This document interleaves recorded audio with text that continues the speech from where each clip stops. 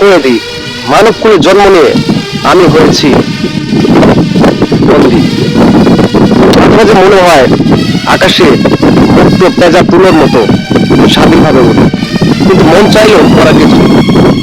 সংসারের মায়াজালে পড়ে আমি ব্যস্ততার জায়গাগুলো বন্দী। মাঝে মাঝে মনে হয় আমি মানব কুলে জন্ম না নিয়ে যদি ফুল হয়ে জন্ম নিতাম তাহলে আমার জীবনটা সার্থক হতো। কারণ মানব কুলে জন্ম নিয়ে আমি মানুষকে কিছু দিতে পারলাম না।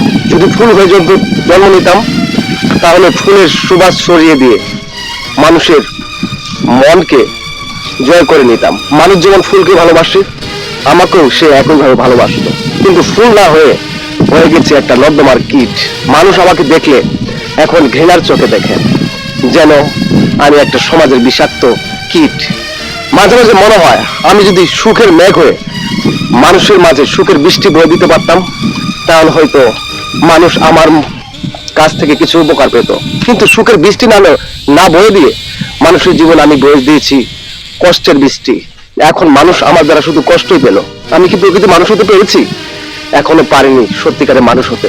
হে আল্লাহ, হে প্রভু, আমাকে যেন তুমি আশরাফুল মাখলুকাতের সৃষ্টির সেরা জীবের সম্মান দিয়েছ, আমি সেই সম্মানটা রক্ষা করতে পারলাম না।